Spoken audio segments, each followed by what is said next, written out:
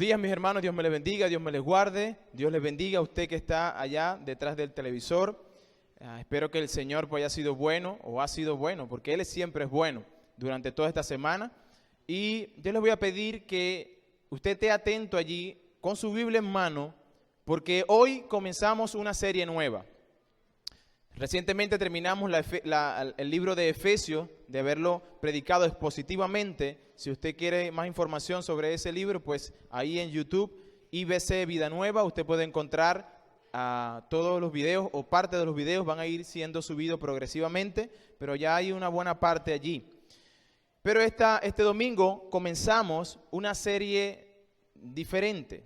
Esta vez va a ser una serie de predicaciones temáticas. Es decir, que vamos a hablar de unos temas específicos y vamos a utilizar toda la Biblia o parte de la Biblia, vamos a ir de un versículo a otro para poder ver claramente pues, este tema en la Biblia.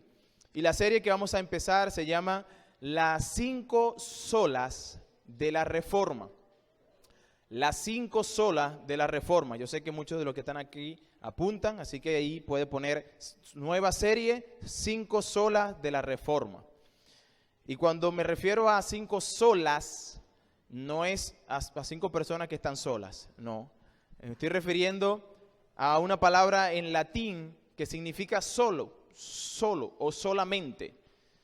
5 solas. ¿De qué habla estas 5 solas? Bueno, es mi tarea hoy y pido que me tengan paciencia porque es mi tarea hoy tratar de introducir este tema y para introducir este tema es necesario ir a la historia. Dice el hermano Sugel Michelén que para nosotros entender el presente o más bien para que la iglesia avance, vaya adelante, tenemos que irnos atrás. Y en este caso tenemos que irnos a la palabra para poder avanzar. La iglesia avanza cuando retrocedemos. Esto es algo que parece contradictorio, pero no es así. Cuando vamos atrás a la palabra de Dios, nosotros podemos ver claramente cómo podemos avanzar.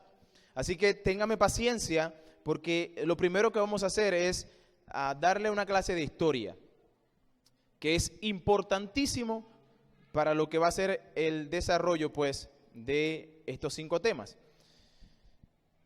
El 31 de octubre de este año, nosotros vamos a celebrar 505 aniversarios de la Reforma Protestante.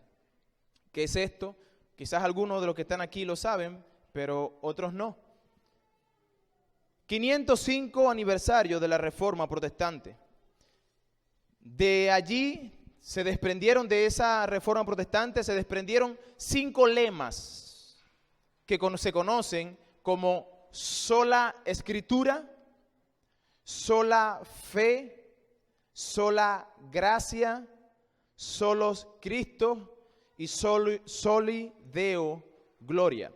Lo que habla es de sola escritura o solamente la escritura, solo por fe, solo por gracia, solo por Cristo, toda la gloria sea a Dios. Esto es lo que hablan estos 5 lemas. Algunos de los que están aquí posiblemente ya tienen alguna historia en su cabeza de lo que significa, pero probablemente algún otro no. Por ende, yo voy como les dije, voy a pedir que me tengan paciencia porque vamos a hablar un poquito de historia para que veamos el tema o los temas con mucha más amplitud. ¿Ok? El comienzo de lo que trastornó o lo que transformó a lo que hoy es Europa, inclusive Estados Unidos o Norteamérica, se puede trazar el cambio de política, el cambio de sociedad, se traza en esos lugares en esta fecha, el 31 de octubre de 1517. Allí nosotros podemos decir que hubo un cambio para Europa y para lo que significa Norteamérica, Estados Unidos. En esta fecha, 31 de octubre de 1517, un monje agustiniano llega a la catedral de Wittenberg y clava las 95 tesis en la puerta de la iglesia de Wittenberg.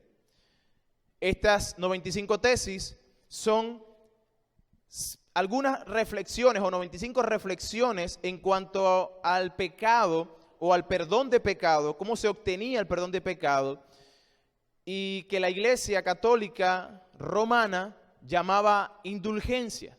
De inicio, este monje agustiniano llamado Martín Lutero va a traer esas 95 tesis y la va a pegar en la puerta de la iglesia de Gutenberg, que era donde se leía el periódico. En ese entonces no había periódico, no había como hoy tenemos el Facebook, el Twitter, el Instagram, sino que la iglesia servía como también parte donde cualquier anuncio que se iba a dar en la ciudad se iba a las puertas de la iglesia y de ahí se proclamaba. Las iglesias estaban ubicadas en el centro de toda ciudad, por eso en el centro de la ciudad la iglesia católica pues tiene su catedral. Eso era algo de costumbre. Y Martín Lutero va a empezar una protesta o va a llamar a reflexión a la iglesia católica, pero también a los funcionarios de la iglesia católica, los académicos de la iglesia católica, para que revisen lo que están diciendo con respecto a las indulgencias. Ahora voy a irme un poco más atrás. Desde el 313 al 590 después de Cristo, la idea de papa no existía. Empezó a existir precisamente vagamente en estos años. Empezó a mencionarse la idea de un papa, pero antes de esta fecha no hay registro, porque la historia bíblica, o más bien extra bíblica, nos dice que en el tiempo de Cristo, vemos la iglesia de los Hechos trabajando, caminando con los apóstoles. Luego los apóstoles dejan a los discípulos y esos discípulos continuaron pues con la labor que los apóstoles habían dejado. Y luego en el siglo I, en el siglo II, la iglesia continuó, pero en el siglo III empezó la iglesia a desviarse. Y esa iglesia empezó a tratar de poner a una persona por encima de todos. Y no fue hasta el 590 que se hace una asamblea y se reconoce a un papa, a una persona que está sobre todos los demás. Se llamaba el primero entre los iguales. Y este fue el Papa Gregorio I. Avanzamos ahora a la fecha y les digo por qué esto es importante, porque yo quiero que ustedes entiendan que en la Biblia no encontramos en ninguna parte la idea de un papa. Pero la Iglesia Católica Romana pues trajo esa idea y hoy en día pues tenemos la Iglesia Católica Romana que ha dejado realmente lo que la palabra de Dios dice para seguir sus tradiciones de hombre. Para el siglo XVI, el Papa León X, él necesita hacer una catedral, la Catedral de San Pedro. Él quiere hacer un castillo, un monumento como iglesia, algo muy representativo, y para eso iba a necesitar de recursos. Entonces, este Papa León X va a llamar a un hombre llamado Johann Tetzel. Johann Tetzel era un fraile dominico que tenía una excelente oratoria. Es decir, hablaba muy bien en público, utilizaba bien las artimañas para controlar a las masas. Este fue enviado a las calles a predicar, o más bien a vender dichas indulgencias. ¿Qué era una indulgencia? Una indulgencia es un documento que firmaba el Papa que te daba la garantía, según ellos, de que podía perdonarte los pecados. Los pecados cometidos en el pasado, incluso los que ibas a cometer en el futuro. Hay una historia que no sé si es cierta, pero allí la leí, donde una persona fue a que estaba vendiendo indulgencias y le preguntó ¿cuánto cuesta una indulgencia? Porque voy a cometer un pecado mañana. Y este le dijo, tanto. ¿Y cuál es el pecado que vas a cometer? Voy a robar. Bueno, cuesta tanto. Y él pagó su indulgencia y el otro día fue y robó al señor de la indulgencia. Pero ya estaba perdonado porque había comprado la indulgencia. Yo no sé si eso es cierto, pero lo que sí es cierto es que ellos proclamaban una y otra vez que ese papel firmado por el Papa pues ciertamente te salvaba o te quitaba los pecados cometidos y los que ibas a cometer. Johann Tetzel decía: las indulgencias son la dádiva más preciosa y sublime de Dios. Él tenía una cruz consigo. Para donde iba llevaba una cruz y él decía: esta cruz tiene tanta eficacia como la misma cruz de Jesucristo. Venid, oyente, y yo os daré bulas con las cuales se le perdonarán los mismos pecados que tuviesen la intención de cometer en el futuro. Él decía: no hay pecado, por grande que sea, que las indulgencias no puedan perdonar. Ni violar a la misma Virgen María. No es necesario el arrepentimiento, decía él.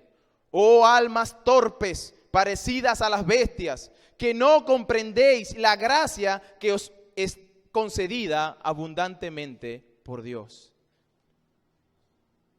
Con este mensaje, mucha gente quedaba convencida. Una de las frases históricas era que él decía que cuando tú ponías la moneda en el alfolí, antes de que esa moneda chocara al suelo o tocara el fondo del alfolí, las almas salían del infierno o del purgatorio. Este purgatorio, donde la Iglesia Católica también se inventó, donde iban las almas que morían, ellos decían que el hombre, cuando se bautizaba de pequeño, él podía ser librado del pecado original, de tal manera que tú quedabas limpio, y ahora tú ibas a cometer pecado, y esos pecados, la única manera de limpiarlo era a través de las indulgencias o a través de la ofrenda por la adoración a las reliquias que la Iglesia de Roma había acumulado. Es decir, ellos tenían un sinfín de reliquias, tales como los clavos de Cristo, que no eran, se suponía que deberían ser 3, pero no, ellos tenían 500 clavos de Cristo. Decían que esos eran los clavos que le sacaron a Cristo cuando fue crucificado, y esas eran reliquias que debían ellos adorar. Y para tú ir a adorar esa reliquia, debías dar una ofrenda. Decían que aún tenían, no sé si hasta el sol de hoy, creo que todavía tienen, según ellos, leche materna del mismo pecho de María. Tienen el cráneo o los huesos de Pedro en esta iglesia de Roma, y las indulgencias inclusive podían reducir las penas de las personas que estaban allí a unos 1.902.202 años y 270 días.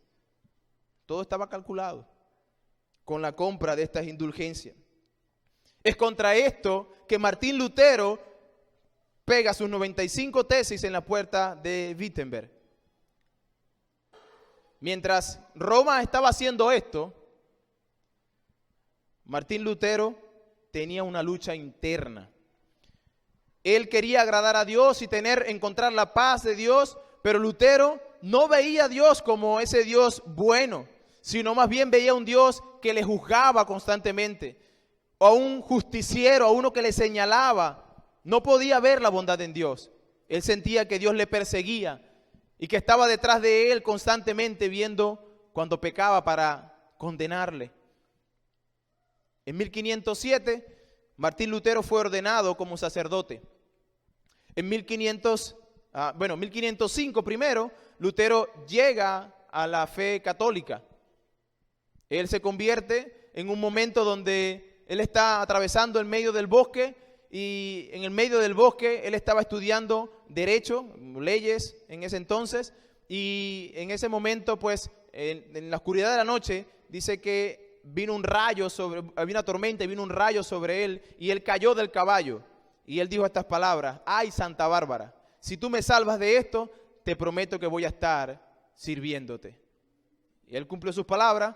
Esa noche pasó normal, y al otro día, 1505, se fue a la iglesia a estudiar en un monasterio. Dejó las leyes para ir a estudiar en el monasterio. En el 1507, luego, Martín Lutero fue ordenado como sacerdote. 1509, Él consigue una licencia, o una licenciatura, mejor dicho, en Biblia. En 1511 fue trasladado al monasterio de Wittenberg. Y en 1512 Lutero consigue el doctorado en teología. A pesar de todos estos títulos, Lutero aún no había encontrado la paz. Él pasaba muchas horas en el confesatorio. Él iba al confesatorio y pasaba horas pidiendo que le perdonaran muchos pecados. Y dice la historia que cuando él, después de pasar horas allí en el confesatorio, salía y luego que salía se acordaba que faltó un pecado que no había mencionado y se devolvía al confesatorio. Esto volvía loco, naturalmente, a los que le tenían que escuchar. Entonces decidieron hacer algo con Martín, dijeron vamos a hacer algo con este hombre porque no es posible que este hombre siga así. ¿Qué hacen? Lo envían a enseñar Biblia. Él empezó a enseñar Biblia y él se encuentra con algunos pasajes de la Escritura muy interesantes. Él enseña primero Salmos, luego le tocó enseñar a Romanos, el libro de Romanos, luego fue al libro de Gálatas y luego al libro de los Hebreos. Y cuando él estaba estudiando para dar las clases, él empezó a entender que era Dios el que realmente podía quitarle o darle esa paz que él estaba buscando. Que la paz que él estaba buscando solo la encontraba en la justicia de Jesucristo. Y él lee, cuando está estudiando Romanos, capítulo 1, versículo 17, y él entiende este pasaje, porque en el Evangelio la justicia de Dios se revela por fe y para fe. Como está escrito, el justo por su fe vivirá. Y son estas palabras que Lutero abre en sus ojos. Él entiende ahora que solo el sacrificio de Cristo puede traerle paz y que esto era por fe, era poner toda su confianza en la obra salvadora de Jesucristo, sin la ayuda de ningún intermediario. Para ese entonces la iglesia romana enseña, incluso hasta el día de hoy, que para ser salvo hay una combinación de gracia, es decir, de Jesucristo, de fe en Jesucristo y de buenas obras. Repito, la Iglesia Católica cree en gracia, cree en la fe en Jesucristo, pero también cree que debo hacer buenas obras para yo alcanzar el favor de Dios y poder ser salvo. Eso significa que yo puedo tener gracia, la gracia de Dios, y puedo tener fe de Dios, pero si no tengo buenas obras, usted va a pasar su vida en el infierno. La iglesia sostiene esto. La iglesia, cree esto no basado en lo que la Escritura dice, porque es imposible que eso lo pueda decir la Escritura. La Biblia es clara en Efesios capítulo 2, versículos 9 y 10. Porque por gracia soy salvo, y esto no de vosotros, pues es don de Dios. Somos salvos por gracia y no por obras, para que nadie se gloríe. Pero la Iglesia Católica tuvo que sacar esta enseñanza de las tradiciones. Relatos transmitidos de papas a papas. Año tras año, cada papa podía decir, ahora esto es palabra de Dios. Y él podía escribir ciertas cosas, y la iglesia hasta el sol de hoy tiene que considerar todos los escritos que los papas anteriores han escrito como palabra de Dios para entonces actuar. De tal manera que ellos tienen ahora, no solamente tienen gracia, más fe, más obra, sino que también su confianza o la base de donde sacan esto es de la Biblia y las tradiciones. Lutero llegó a entender que la justificación por la fe era algo prioritario, y esto solo se encontraba en las Escrituras. Esto es tan importante, hermanos, para la iglesia de hoy en día, que si nosotros no entendemos este principio, que la justicia o la justificación del pecador se consigue solo en Cristo, y donde yo consigo esa justificación solo en Cristo, en la Escritura, entonces la iglesia No existe. Si no tiene este basamento como la justificación solo en Cristo y nada más que en Cristo, entonces la iglesia ya no es iglesia. La iglesia se levanta o se cae sobre este principio. Esto se le llama o se le llamó en el tiempo de la Reforma la causa esencial de la Reforma o la causa material de la Reforma. La causa material porque era la justificación sobre lo que definía quién era iglesia o quién no era iglesia. Entonces, ¿por qué? Porque se supone que la iglesia es todo aquel que es salvo. Y si tú no entendías que la justificación viene solamente por Cristo, entonces, ¿de qué tú eres salvo? ¿Cómo tú fuiste salvo? Si no entiendes que la salvación solo se obtiene a través de Jesucristo. El no entender esto indica que usted puede tener un club, usted puede tener un tiempo religioso, pero no una iglesia, o por lo menos la iglesia verdadera de Cristo, aquella que Él va a venir a buscar. En 1519, a Martín Lutero le convocan a un debate. En aquellos momentos había muchos debates en cuanto a ciertas cosas que se tenían que decir. Y en 1519 John Eck lo va a desafiar a un debate. ¿Qué es lo que iban a debatir? El hecho de que Martín Lutero daba toda la autoridad, o más bien mayor autoridad a la Biblia que a cualquier tradición de los hombres. Es decir, él ponía la Biblia por encima de todo, la máxima autoridad. Y John Eck lo va a invitar a debatir porque él cree que eso no es así, que la tradición tiene mucho peso.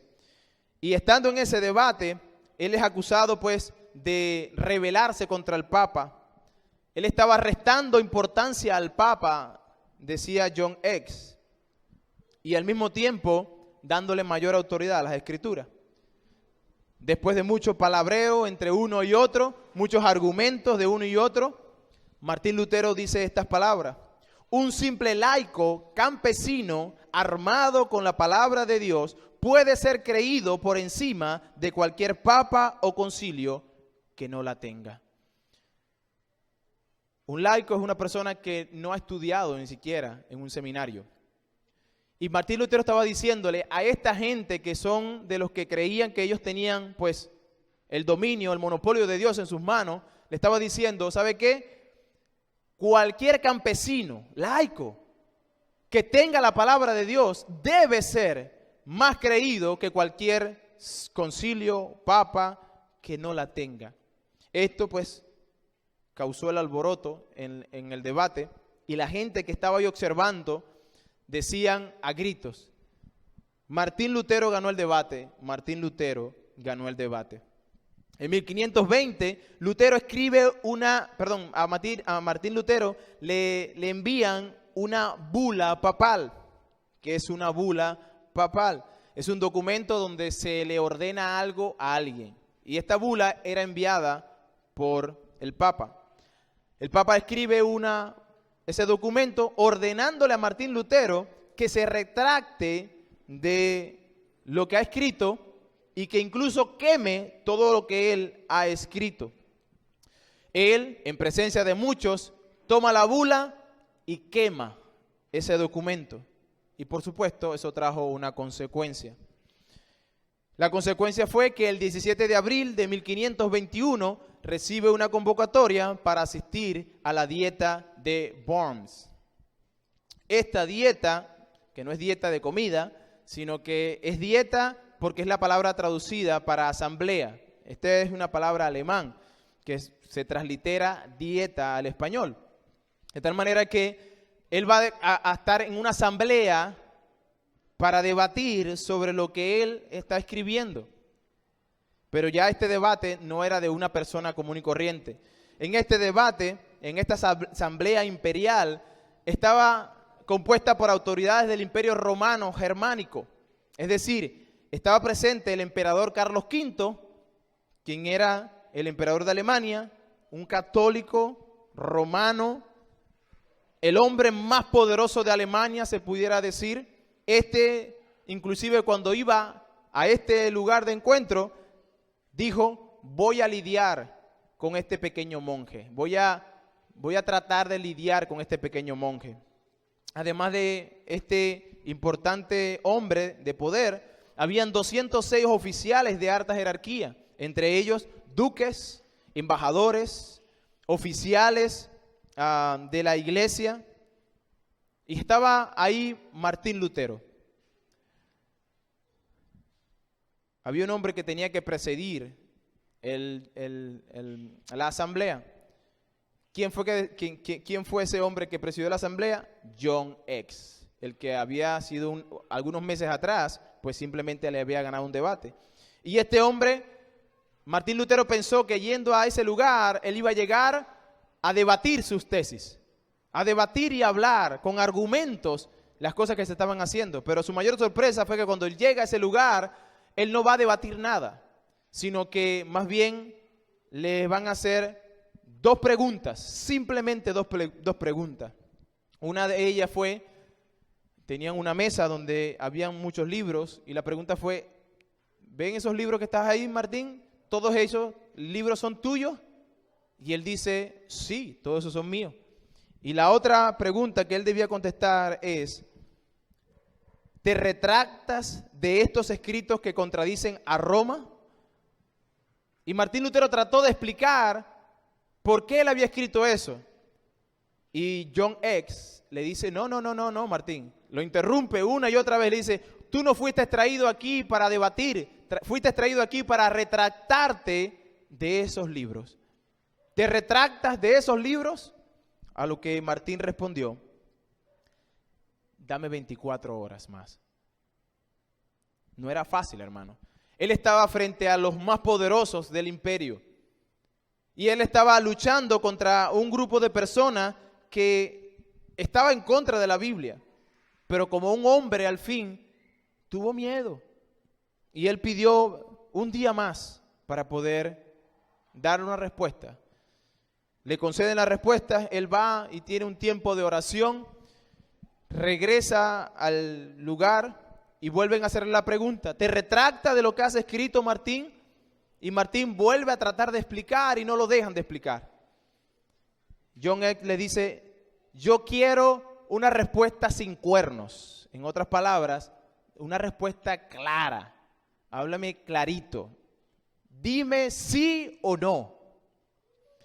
Y esta fue la respuesta de Martín: ya que su más serena majestad y todos sus príncipes requieren una respuesta clara, simple y precisa, yo le daré una sin cuernos ni dientes.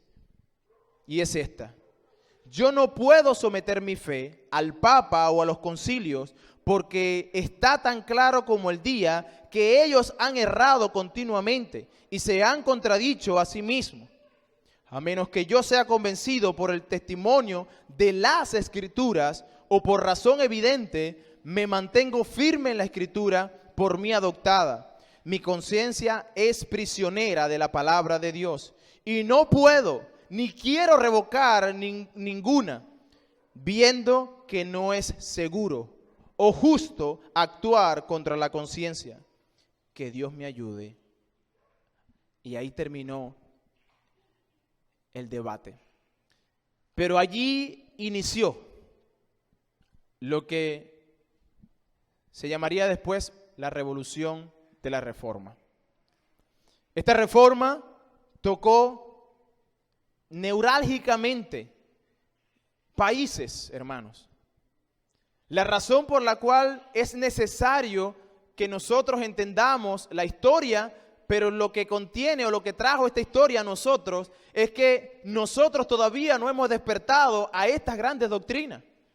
Lo que trajo el cambio social, político, cultural incluso de Europa y América que tanto veneramos fue este movimiento de la Reforma.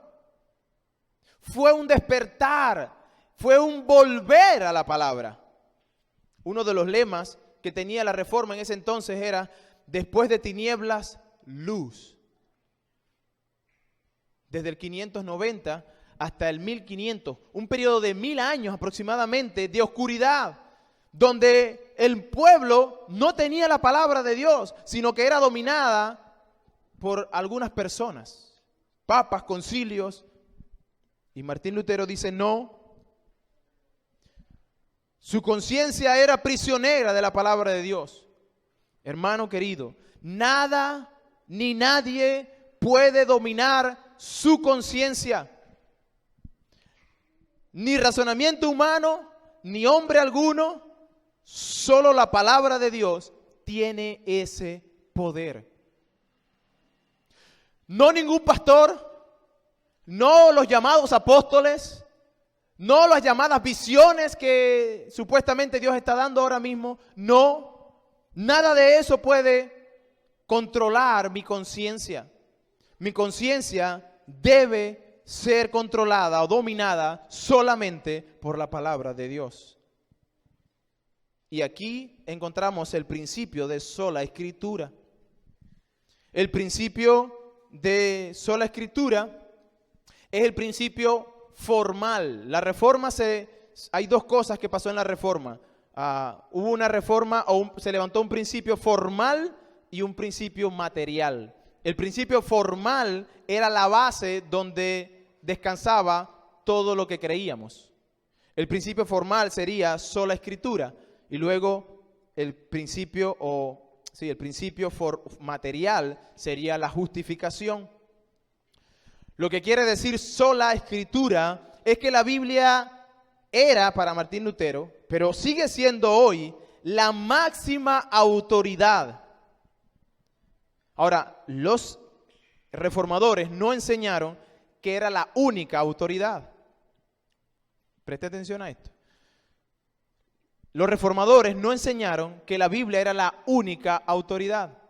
Pero hay una gran diferencia cuando los reformadores dicen que es la máxima autoridad. Es decir, que hay otras autoridades, porque ciertamente Dios ha dado dones a la iglesia. Y esos dones son pastores y maestros. Y como sí, son una autoridad, pero esa autoridad está supereditada o bajo sujeción a la máxima autoridad.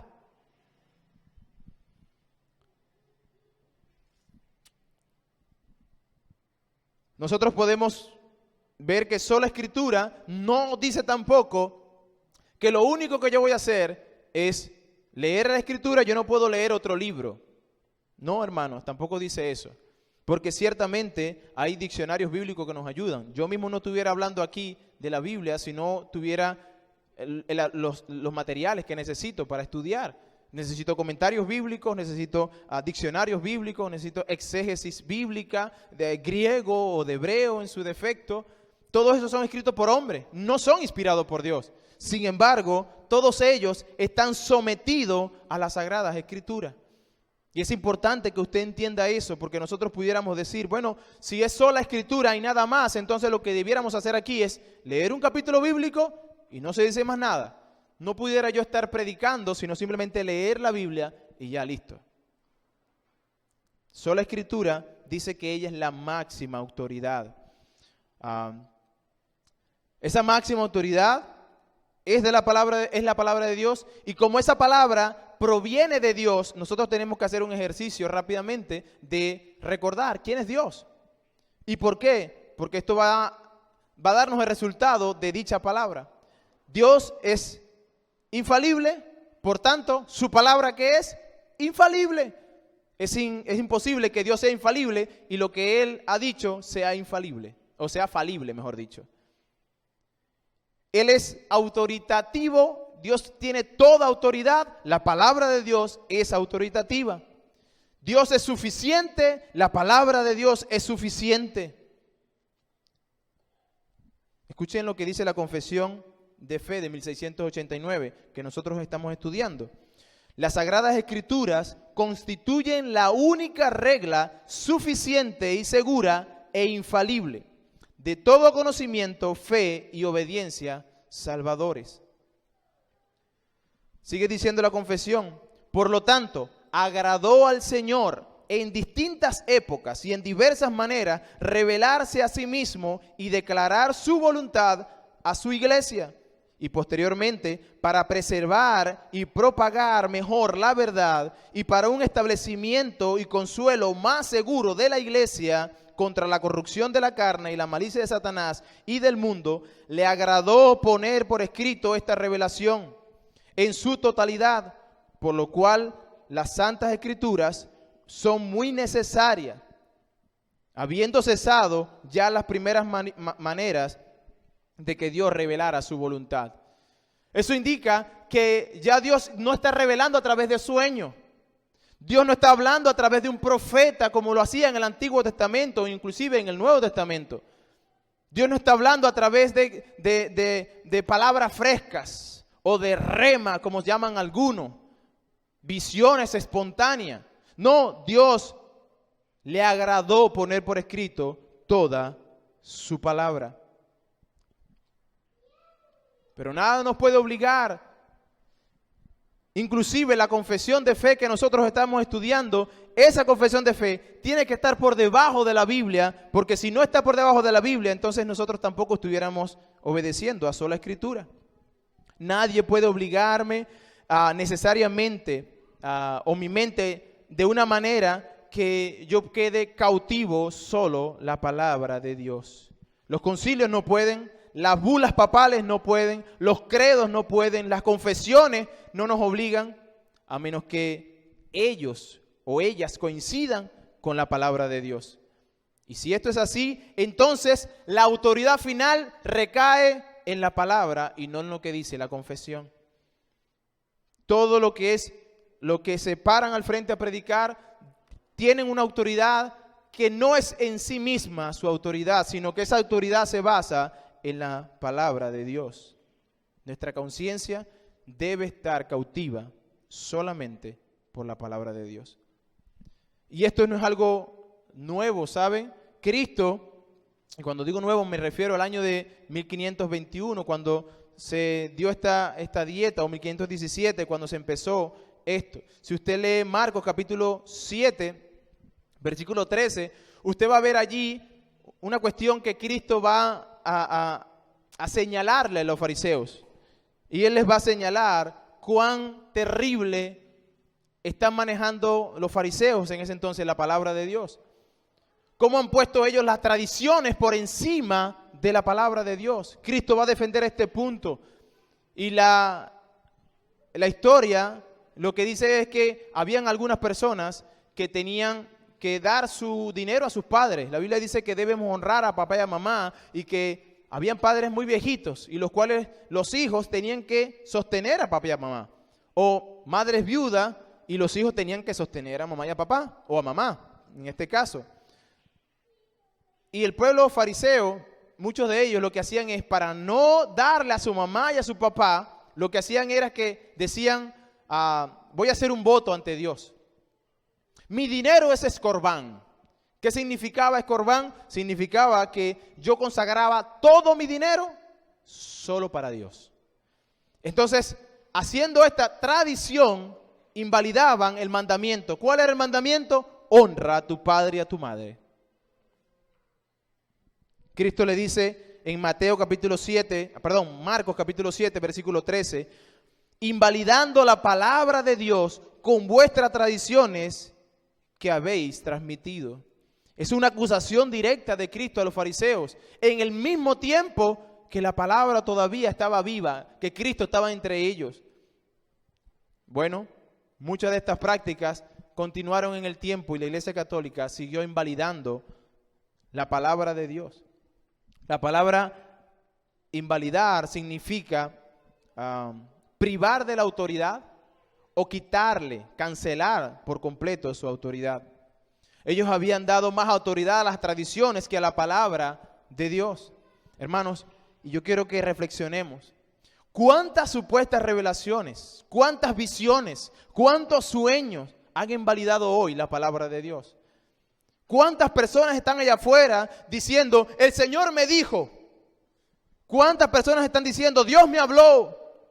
Yo decreto, yo declaro, invalidando lo que la palabra de Dios dice. La iglesia está llamada a proclamar sola Escritura.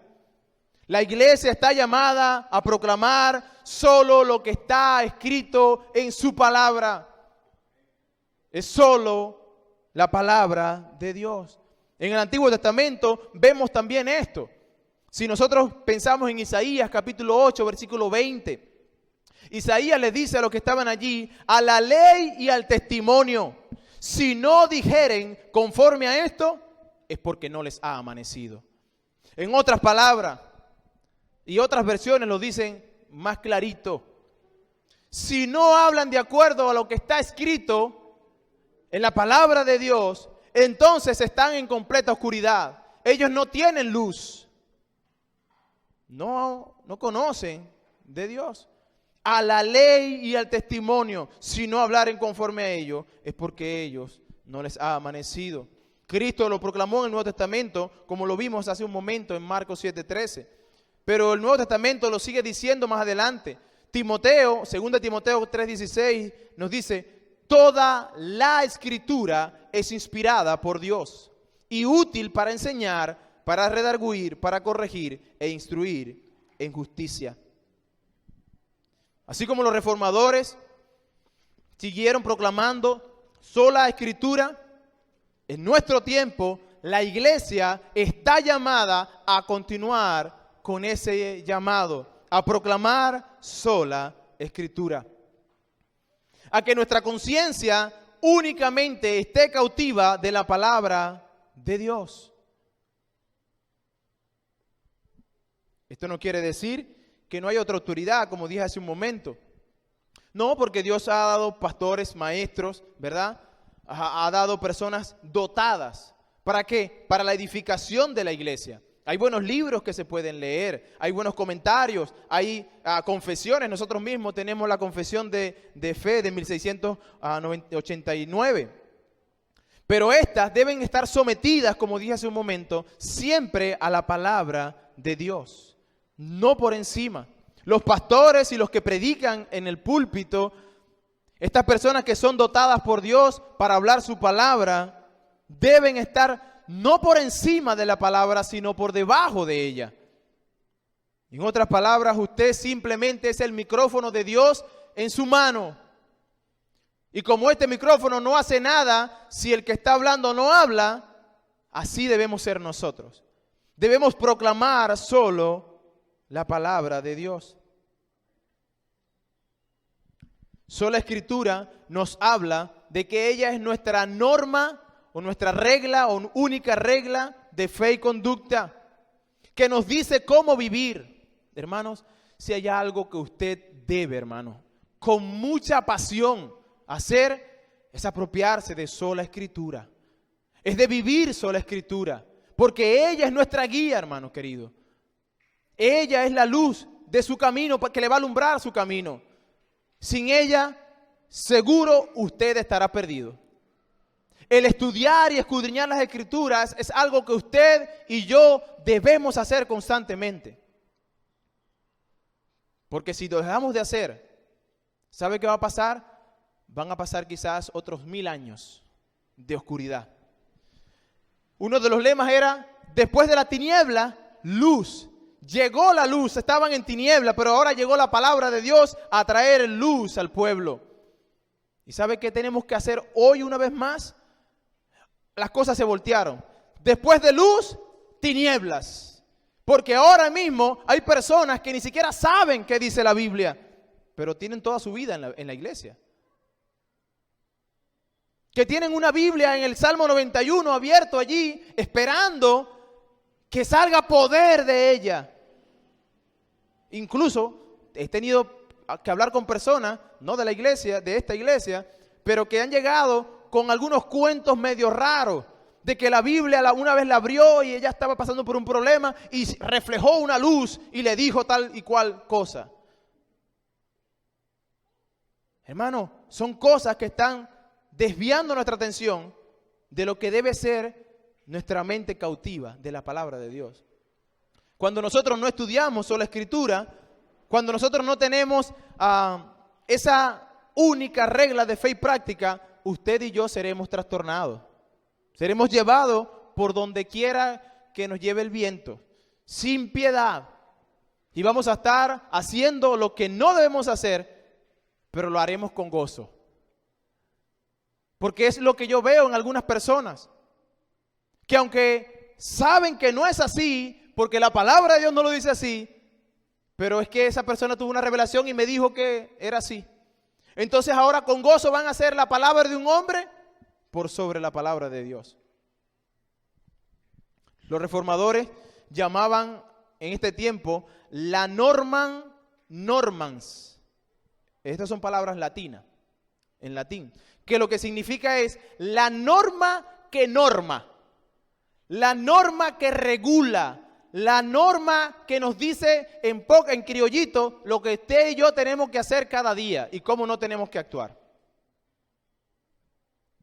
Esta norma, a la cual debemos someter nuestros pensamientos, lo que dice el que está parado al frente hablándoles, nosotros debemos vivir sola escritura, debemos someter todas las cosas a ella, pues ella es la norma que regula. ¿Por qué debo vivir por sola escritura? Porque la Biblia misma nos dice, ya leímos Timoteo 3:16, ahora le agrego el 17, dice toda la escritura, no una parte, toda la escritura es inspirada por Dios y útil para enseñar, para redarguir, para corregir, para instruir en justicia.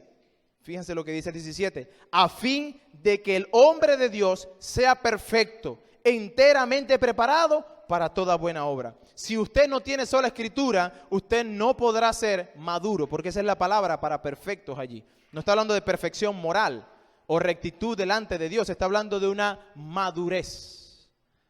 No vamos a alcanzar la madurez porque la finalidad de la palabra de Dios es simplemente eso, la finalidad, a fin de que el hombre, usted y yo, seamos maduros, preparados para toda buena obra. La palabra de Dios, no una parte, toda fue inspirada por Él. Y la palabra inspirado es theopneustos en griego. Lo que quiere decir es soplada por Dios. Dios sopló la palabra. La sopló a los que escribieron esta palabra. Cuando pensamos en esto es necesario pensar una vez más, ¿quién fue quien inspiró? Dios. Y Él es perfecto, por tanto, su palabra también es perfecta. ¿Quién inspiró? El que es sabio, más sabio que cualquier ser humano. Entonces la palabra tiene sabiduría. El que es santo, entonces esta palabra es santa. El que inspiró es Dios. Su palabra, esta que vemos acá, no la que estoy proclamando yo. Yo proclamo su palabra, yo me pongo por debajo de ella, pero su palabra, ella es la que fue inspirada. Yo escucho por allí personas que dicen, mi pastor predicó un sermón inspirado. Estaba inspirado por Dios. ¿Sabe qué? No es así. Dios inspiró la palabra, no al predicador. Si hay alguien que dice, oye, la palabra estuvo buena hoy, fue la palabra de Dios, no la palabra de un hombre. ¿Y por qué es necesario remarcar esto una y otra vez? Porque una vez más, hermanos, es necesario que nosotros entendamos que hay muchas tradiciones que estamos viviendo hoy y que esa reforma que se dio en Europa, que se dio en Norteamérica, aún no ha bajado a Sudamérica, a Latinoamérica, o que está bajando poco a poco. ¿Saben por qué? Porque nosotros estamos viendo para otro lado. Porque no estamos viendo la Escritura como nuestra máxima autoridad, sino que nos dejamos llevar por nuestro corazón. Y la Biblia dice que más engañoso que todas las cosas y perverso es el corazón. Si yo me siento hoy emocionado, entonces hoy sí, Dios estuvo con la palabra de Dios. Sí, hoy Dios me habló. Mañana me siento triste, no me habló Dios ayer. Dios no existe para mí. Ayer como que se apartó de mí. Pero dice la Biblia que Él no nos deja nunca. Que Él estaría con nosotros todos los días hasta el fin del mundo. Mira lo que dice el Salmo 119, 160. 119, 160 dice así: la suma de tu palabra es verdad. La suma de tu palabra es verdad. Toda.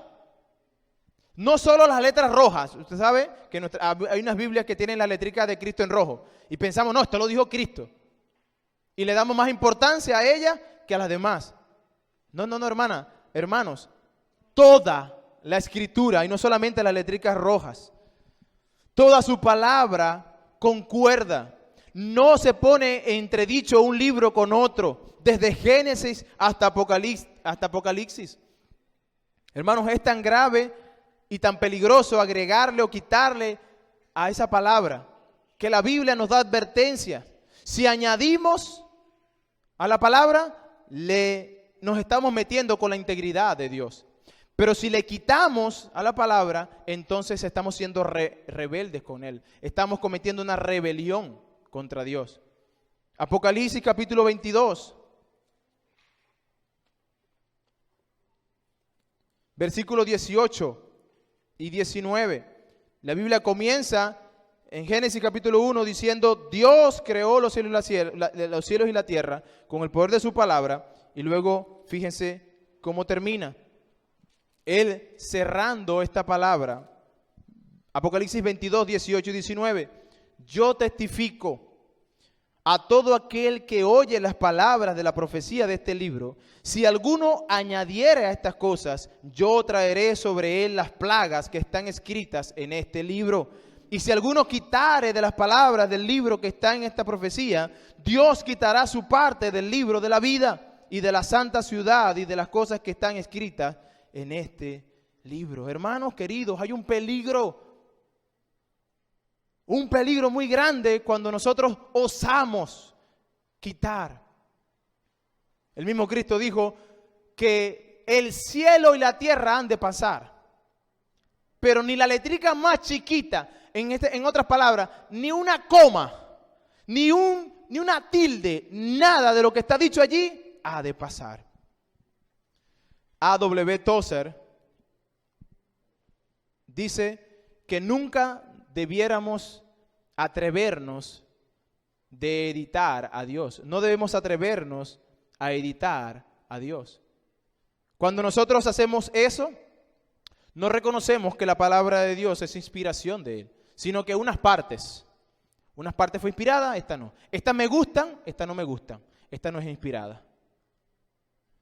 La palabra de Dios vino por inspiración y es verbal y plenaria. ¿Qué significa que es verbal y plenaria? Que cada palabra fue inspirada. No como algunos piensan, no, Dios inspiró el capítulo, la idea central. Todo lo demás, eso no lo inspiró Dios. No, nosotros creemos que Dios inspiró la palabra plenaria y verbal, completa y palabra por palabra fue inspirada por Dios.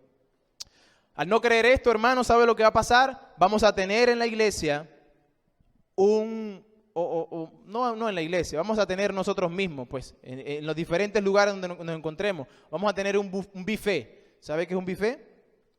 Es cuando usted va a un restaurante, no hay plato, no hay comidas de plato, pero hay buffet. Es decir, te ponen varias comidas y tú escoges la que tú quieras. Tú llegas allá y dices, bueno, ¿voy a comer pollo? No voy a comer pollo. ¿Hay chuleta? No quiero comer chuleta. Voy a comer lo que tú quieras. Y cuantas veces usted quiera puede comer. Y usted dice, yo no quiero comer. Los niños dicen, yo no quiero comer nada de comida. Voy al postre. Y se come el postre primero. Y se llena de postre. Si usted es como, ¿verdad?, a una persona que yo amo mucho en el Señor y que la adoro en el Señor, mi esposa, ella va a buscar la torta. Yo primero la torta. No me puedo quedar falla en todo lo demás, pero la torta me la tengo que comer. Eso es lo que pasa hoy en día en las iglesias, hermano. Encontramos buffet. Oye, voy a predicar esto porque esto me agrada. Y entonces encontramos a personas que, oye, este predicador es el que me gusta. ¿Y por qué? Oye, porque predica motivacionalmente. Y me levanta el ánimo. De verdad, pues la palabra de Dios no debería hacer eso. ¿Sabe qué debería hacer la palabra? Confrontarte. La palabra de Dios debería humillarnos y exaltar a Dios. Entonces tenemos buffet en las iglesias. Como esto, no como ensalada, no me gusta esto, no me gusta aquello. Predico ciertas partes de la Biblia. Y eso es lo que trae distorsiones. Porque solamente toman una parte del consejo de Dios y no predican toda la Escritura. No predican del infierno o del pecado porque la gente se va a resentir. No se predica del arrepentimiento y es casi igual lo que hacía Texel, ¿verdad? Vendiendo indulgencias, diciendo, ¿sabe qué? Solamente echa tu dinero allí y estás listo. ¿Cuán necesario o cuán vigente es una reforma hoy en día? No predico de eso porque voy a incomodar a la gente. Pues yo prefiero incomodar a la gente y no incomodar a Dios.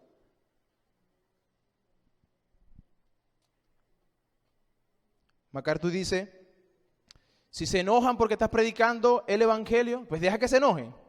Porque ellos tienen mucho tiempo haciendo enojar a Dios.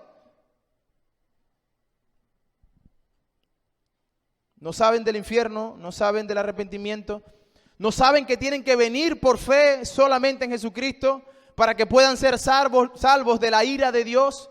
No tienen nada de eso. Los predicadores tenemos una responsabilidad.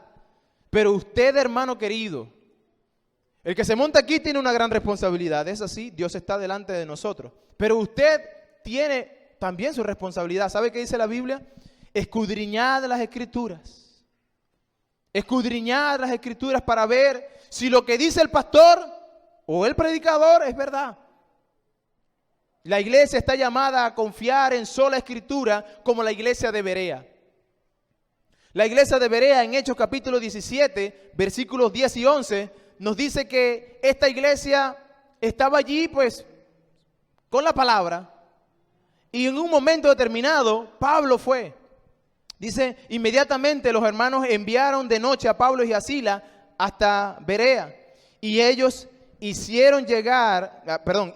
habiendo llegado, entraron en la sinagoga de los judíos y estos, fíjense esta palabra, eran más nobles que los de Tesalónica. ¿Y por qué? Porque ellos recibían la palabra con toda solicitud, escudriñando un ratico, cada día las Escrituras para ver si estas cosas eran así. Ellos estaban allí y dice, viene el predicador, el apóstol Pablo, el hombre que fue entrenado por Gamaliel, un erudito de eruditos, un hombre que sabe las Escrituras terriblemente. Pero ¿sabe qué hacen ellos? No se impresionan. Porque ellos saben, ese es un hombre pecador también. Él no es Dios. Lo único que es infalible es la palabra de Dios. Entonces vamos a escucharlo con atención, vamos a recibir la palabra con solicitud, pero vamos a ver si realmente lo que está diciendo se conforma a lo que la Sagrada Escritura dice. Y Lucas, que es el escritor de Hechos, menciona que ellos eran más nobles. Y la nobleza estuvo en ser diligentes, en buscar, escudriñar lo que la Biblia dice. Hermanos queridos, es necesario que usted y yo, con mucha más fuerza, con mucha más pasión, con mucho más entrega, determinación, nosotros busquemos vivir a través de sola Escritura. Hermanos, yo sé que a nosotros nos gustan algunas cosas, nos gusta que nos jurunguen el oído, pues. Cuando hablamos de jurungar el oído, me refiero a que nos gusta que nos digan, vas a ser prosperado si haces esto. 3 días para alcanzar el éxito. ¿Quieres dejar la ansiedad? 3 pasos para dejar la ansiedad. Y nosotros cuando empezamos a hacer estos 3 pasos, estas 10 maneras, estas tantas cosas, pacta con Dios y oraré por ti y recibirás tu milagro. Hermanos, cuando nosotros vemos cosas como esta, nosotros debemos ir a sola Escritura. ¿Realmente lo que dice está de acuerdo a toda la Escritura? ¿Es coherente lo que está diciendo con lo que Cristo dice? ¿Con lo que Pablo dice? ¿Con lo que el Antiguo Testamento dice? ¿Es coherente lo que está diciendo con respecto a lo que se está hablando en su contexto? Es necesario hacerlo, hermano. Si usted no lo hace, ciertamente usted será llevado. Y hoy en día nosotros tenemos el teléfono y en el teléfono ponemos cualquier cosa en nuestro perfil. Me gusta la imagen y lo que dices es bonito, ¡pup!, lo pongo allí. No me importa quién lo dijo. No me importa si es el pagano más pagano de todos. No me importa si la persona que lo dijo no cree ni siquiera en Dios, más bien odia a Dios. Pero como lo que dijo es bonito y a mí me agrada, yo lo voy a poner allí. Para que todos mis contactos vean que yo pienso eso o que yo creo eso. Hermanos, tenemos que ser más sagaces. ¿Sabe qué dice la Biblia? Que los hijos de este mundo son más sagaces que los hijos de la luz. Llenemos nuestro teléfono de mensajes bíblicos, sola escritura. Llenemos nuestros mensajes, nuestras plataformas que seguimos en las redes sociales de sola escritura. Ayudemos a que esta reforma, que es necesaria, que llegue a nuestra Latinoamérica, pues se siga expandiendo por toda Latinoamérica. Yo no he terminado con sola escritura. Hoy simplemente quería darles historia y algo de sola escritura. La semana que viene vamos a venir a ver, ahora sí, qué significa sola escritura, cuáles son las implicaciones que tiene sola escritura. Y vamos a ir a algunos pasajes que nos muestran con mucha más claridad, aunque creo que los que ya vimos son claros, sola escritura. Si usted está aquí, hermano querido, porque hoy aquí son buena gente las personas y me tratan bien y no tiene nada que ver con Dios, entonces usted necesita, pero desesperadamente, buscar a Dios. Porque ningún hombre puede darle lo que usted está buscando o necesita. Solo Dios. ¿Y dónde consigue a Dios? En sola escritura. Si usted está aquí y no conoce a Cristo como su Salvador personal, entonces usted necesita esa fe salvadora. Esa fe que consiguió Martín Lutero tratando de buscar la paz. Y no consiguió. Usted necesita venir a Cristo en arrepentimiento y fe. La Biblia dice que solo en Cristo, solo por su fe, nosotros podemos ser salvos. ¿Y salvos de qué? Salvos de Dios. De la ira venidera de Dios, que en algún momento ha de manifestarse, y usted y yo no lo sabemos cuándo será, pero se va a manifestar y seguro está porque su palabra así lo dice. Y Él nos ha dejado la salida. Aún tenemos tiempo para poder salirnos de esa ira venidera. Y es viniendo en arrepentimiento y fe, solamente con la fe puesta en Jesucristo. Vamos a orar.